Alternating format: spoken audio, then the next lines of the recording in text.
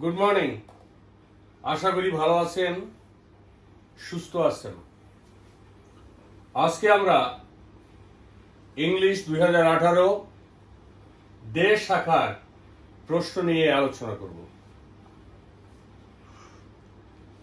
আমি পূর্বে আপনাদের বলেছি 50 মার্কের পরীক্ষায় প্রথম থাকে বাংলা, পরে ইংলিশ, পরে গণিত। বাংলা 1 2 3 4 5 6 7 8 থাকে ইংলিশ এবং 9 10 11 12 13 গণিত। এইভাবে আমরা পূর্বে বাংলা শেষ করেছি, আজকে ডের ইংলিশ নিয়ে আলোচনা করব। একটু কঠিন আমার কাছে মনে হয়েছে প্রশ্নগুলি, কিন্তু উপায় নাই, এগুলি সলভ করতে হবে। 5 নম্বরে ছিল right 2 words for each that ends with ity, ier, ly. Clear? এখানে ity, ier, ly এই লেটারগুলি শব্দের শেষে থাকতে হবে। দ্যাট এন্ডস উইথ, এমন এক দুটো শব্দ আপনি লিখবেন যার শেষে আইটিওয়াই থাকবে। আইটিওয়াই এমন দুটো শব্দ লিখবেন যার শেষে আই ই আর থাকবে, এবং আরো দুটো শব্দ লিখবেন যার শেষে এল ওয়াই থাকবে। আপনাকে এক একটা 1 2 3 4 5 6.5 করে থাকবে ইন্টু 6 3 মার্ক। আমি এখানে লিখেছি, আপনারা এরপরে আইটি আমি অন্য কোনো শব্দ দিয়ে আপনারা বাসায় প্র্যাকটিস করবেন, অন্য কোনো লেটার দিয়ে শব্দ বানাবেন। IT vice city, activity. Activity বানানটা ACTIVITY, বানানটা কিন্তু মুখস্থ করবেন। বানান ভুল হইলে সেন্ট জোসেফে বানান ভুল হইলে মার্কেটে দেয় একটা বানানের জন্য 50, দ্যাট ইজ 0.50 কেটে দেবে। আইইআর আপনি যদি কম্পারেটিভ, পজিটিভ কম্পারেটিভ, সুপারলেটিভ না জানেন, এই শব্দগুলি বের করা বেশ কঠিন হবে আপনার জন্য। তাহলে আমাকে কিন্তু পজিটিভ, কম্পারেটিভ, সুপারলেটিভ শিখতে হবে। দেখেন, IER happier, happy happier, pretty প্রিটিয়ার, PRETTIER। আপনি যদি এই কম্পারেটিভ না জানেন, তাহলে এই শব্দগুলি আপনি খুঁজে বেরই করতে পারবেন না। এবং 3 নাম্বার LY থাকতে হবে, আর্লি ফ্যামিলি। ক্লিয়ার? অতএব এ প্রকার লেটার যুক্ত শব্দ আপনারা প্র্যাকটিস করবেন। এছাড়াও বাইরে থেকে কয়েকটা লেটার এখানে দিয়ে, তা দিয়ে আপনারা শব্দ খুঁজে বের করবেন বা নিজে লেখার চেষ্টা করবেন। ক্লিয়ার? গুড। নাম্বার 6, আমি 2019-এর ইংলিশের প্রশ্নে আমি দেখেছিলাম যে আপনাকে উত্তর আছে, প্রশ্ন বানাবেন। সেখানে কিন্তু এই শর্ট ফর্মের ব্যবহার ছিল। 2018 তো দেখেন কিভাবে আসছিল, write the short form of, এইগুলির শর্ট ফর্ম লিখতে বলছে। Will not, won't, shall not, shan't, must not, mustn't, is not, isn't, do not, don't, can not, can't. এবারে আসছে write the short form of. এর পরবর্তীতে আপনাকে শর্ট ফর্ম দিয়ে দিতে পারে, আপনি লং ফর্মটা লিখবেন। এখানে উইল নট দিয়ে দিচ্ছে, ওন লিখবেন। এখন আপনাকে বলতে পারে ওন দিয়ে দেবে, উইল নট লিখবেন, উল্টাইয়ে দিতে পারে। ক্লিয়ার? অতএব এগুলি কিন্তু প্র্যাকটিস করতে হবে। 7 নাম্বার, একটু ভালো করে দেখবেন, make sentences with the following ওয়ার্ডস। এই শব্দগুলি সব বইতে আছে, এগুলি দিয়ে মেক সেন্টেন্স তৈরি করতে হবে। আমি মেক সেন্টেন্স আমার মতন করেছি, আপনি আপনার মতন করে করবেন, তবে সেটা যেন সঠিক হয়। কাউন্ট মানে গণনা করা। Let us count the number. চলো নাম্বারগুলি কি করি, গণনা করি। আপনি যদি I can count big numbers, তাও হবে। রিভিউ, রিভিউ মানে আর একবার দেখা। We will review our exam paper. আমরা আমাদের পরীক্ষার খাতাগুলি আবার দেখব। আপনি রিভিউ দিয়ে আপনার মতন করে একটা সেন্টেন্স। Next, trace. ট্রেস মানে খুঁজে বের করা। I shall trace and write the number. Supper. I take my supper at 10 p.m. আপনি এখানে 10 p.m. এর জায়গায় 8 p.m., 9 p.m. আপনার মতন আপনি করে লিখবেন। এই শব্দগুলি বইয়ের পিছনে আপনি পাবেন। পরে কয়েকটা শব্দ আছে, instruction, intonation, pair work, role play. এটা আপনি কোথায় পাবেন? এটা দেখবেন বইয়ের নির্দেশনা আছে, এখানে 11টা শব্দ আছে, খুবই গুরুত্বপূর্ণ, ভেরি ভেরি ইম্পর্টেন্ট। এই শব্দগুলি আমি আপনাদের দিয়ে দিয়েছি, অর্থ লিখে English to English word meaning লিখে দিয়েছি, আপনারা মুখস্থ করুন। এখান থেকে আসছিল instruction, we should follow the teacher's instruction. Teacher যে শিক্ষক যে সমস্ত নির্দেশনা আমাদের দেয়, আমাদের সেগুলি ফলো করা উচিত। ইন্টোনেশন, আমরা যখন কথা বলি কখনো উচ্চ স্বরে, আবার কখনো একটু নিচু হয়। এই যে ভয়েসের ওঠানামা, এটাকে বলা হয় intonation. Intonation is very important in speaking English. আমরা যখন ইংরেজিতে কথা বলি বা বলবো, তখন এই ভয়েস, গলার স্বরের ওঠানামা is very very important. Then pair work, দুইজনে মিলে যখন কাজ করে সেটা pair work. I like pair work very much. জোড়ায় জোড়ায় কাজ করা খুবই মজাদার। And last one was role play. এর একটা পরীক্ষা আমি লিখছি, what do mean by role play? কোন একটা সিচুয়েশনে আপনার যে কাজ, সেটি হবে আপনার role play. I was happy to see his role play in the class. ক্লাসের মধ্যে, শ্রেণীর মধ্যে তার কাজ দেখে, তার অ্যাক্টিভিটি দেখে আমি খুব খুশি হয়েছিলাম। এটি রোল প্লে।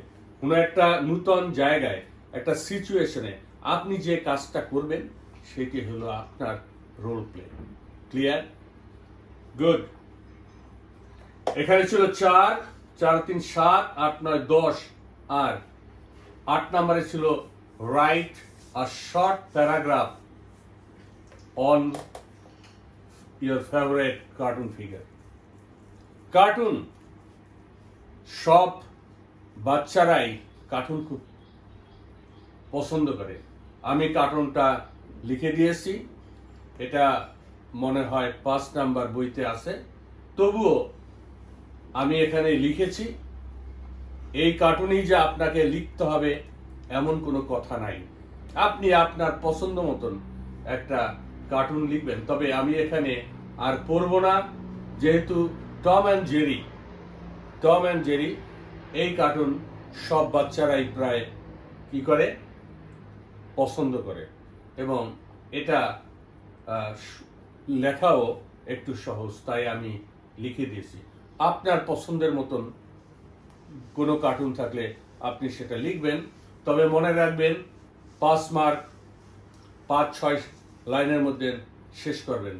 এই কার্টুন শুধু সেন্ট জোসেফে বহুবার এসেছে, এটা শুধু যে রেসিডেন্সিয়াল এসে না, বিভিন্ন স্কুলে ভর্তি পরীক্ষায় কার্টুন এসেছে, আমি দেখেছি। অতএব এটা আসুক বা না আসুক, যেহেতু 2018 তো আসছে, আপনি পরীক্ষা দেবেন 2020-এ, আবার সেটা রিপিটই হতে পারে, অর্থাৎ করবেন। ক্লিয়ার? এই ছিল আমাদের 2018 দ্বিবার্ষ শাখার ইংলিশ 15 মার্কের প্রশ্ন। ক্লিয়ার? এবার আমি একটু class work for Saint Joseph, যে সেন্ট জোসেফ স্টাইলের একটু ক্লাস ওয়ার্ক নিয়ে একটু আলোচনা করব। আপনারা জানেন যে সেন্ট জোসেফ স্কুলে যে পরীক্ষাটা হয় সেখানে সবকিছু বাইরের থেকে আসে, সব বাইরের থেকে আসে। এর মানে এই নয় যে সেগুলি আপনার গ্রামাটিক্যাল বা গ্রামার বইতে নাই, সবকিছুই গ্রামার বইতে আছে। তবে আপনাকে, যদি আপনি প্রত্যেকটা জিনিস পড়েন, তবে সেগুলি আপনি উত্তর দিতে আপনার অসুবিধা হবে না বা দিতে পারবেন। এখানে আমরা নাউন সম্পর্কে আলোচনা করেছিলাম। What is noun? A noun is the name of a person, place or thing. আপনারা জানেন, অনেকে আমি দেখছি শুধু বলে a noun is a naming word. আপনারা a noun is a naming word কথাটা ঠিক আছে, বাট এটা না লিখে লেখার চেষ্টা করবেন a noun is the name of a person, place or thing. Noun কয় প্রকার? 5 প্রকার। Common noun, proper noun, collective noun, material noun and abstract noun. এই নাউনকে আমি দেখেন 2 ভাগে ভাগ করেছি। একটা হলো কাউন্টেবল, একটা হলো আনকাউন্টেবল। কাউন্টেবল মানে যেটা আপনি গণনা করা যায়। আপনাকে কতগুলো শব্দ দিয়ে দেবে, কতগুলো শব্দ দিয়ে দেবে, আপনাকে বলতে পারে এটাকে কাউন্টেবল আনকাউন্টেবলে ভাগ করেন। এখন যদি আপনি কাউন্টেবল এবং আনকাউন্টেবল নাউন সম্পর্কে ধারণা না থাকে, তখন কিন্তু আপনি এটা উত্তর দিতে পারবেন না। Countable nouns stand for something that can be counted, যেটা গোনা যায়। Only countable nouns have a plural form and can be used with the indefinite articles a এবং am in the singular or many, few, a few, several in the plural. যে সমস্ত কি করা যাবে, শব্দগুলি বা যে সমস্ত জিনিস গোনা যাবে, আপনি গুনতে পারবেন, 1 2 3 4 5 6 করে গুনতে পারবেন। এবং যেটা ইনডেফিনিট আর্টিকেলস এ এবং এন, এর পূর্বে এ এবং এন বসবে। এবং প্লুরালের জন্য, প্লুরাল করার জন্য আপনাকে কি করতে হবে? Many, few, a few, several ব্যবহার করে প্লুরাল করতে হবে, সেটা হলো কাউন্টেবল। যেমন a school, a boy, school boy, an umbrella, এগুলি আপনি কি করতে পারেন? গুনতে পারেন। এই যে আর্টিকেল বসছে এ এন, আবার মেনি কাউস, তারপরে ফিউ বুকস, সেভারাল বয়েস, ফিউ, মেনি, সেভারাল দিয়ে এর প্লুরাল করা হয়েছে। ক্লিয়ার? আনকাউন্টেবল, আনকাউন্টেবল নাউন কোনগুলি? Uncountable nouns stand for something that cannot be counted, though can be measured, like water, air, grass, wood, sand, etc. যে সমস্ত জিনিস আপনি গুনতে পারেন না, 1 2 করে গুনতে পারবেন না, কিন্তু আপনি সেটা কি করতে পারবেন? ওজন করতে পারবেন, মাপতে পারবেন, সেটাই হবে আনকাউন্টেবল। ক্লিয়ার? ক্লিয়ার? গুড। এই সাস নাউন্স, এই সমস্ত নাউনের কোনো প্লুরাল ফর্ম হয় না, প্লুরাল করা যাবে না। Clear? Nouns have no plurals from and are not used with the indefinite articles. এবং indefinite articles a, n এগুলিও আপনি বসাতে পারবেন না। ক্লিয়ার? তাহলে আমরা আজকে কি শিখলাম? Noun countable, uncountable. কাউন্টেবল যেটা গোনা যায়, আনকাউন্টেবল গোনা যায় না। আপনাকে কিন্তু পরীক্ষায় একটা প্রশ্ন আসতে পারে, অনেকগুলি শব্দ দিবে, আপনাকে বাছাই করতে হবে কোনটা কাউন্টেবল নাউন, কোনটা uncountable noun. Clear? Clear? Good. এটা হলো আমাদের ক্লাস ওয়ার্ক। এতটুকু ছিল পরীক্ষায় 2018 ডে শিফটের ইংলিশ। পরবর্তীতে আমরা গণিত নিয়ে আলোচনা করব। ক্লিয়ার? ভালো থাকবেন, সুস্থ থাকবেন। 20 সেকেন্ড সাবান দিয়ে হাত ধুইতে ভুলবেন না। বাবা মার কথা শুনবেন। কোনো কিছু না বুঝলে আমাকে ফোন করবেন, আমি আপনার সঙ্গে কথা বলবো।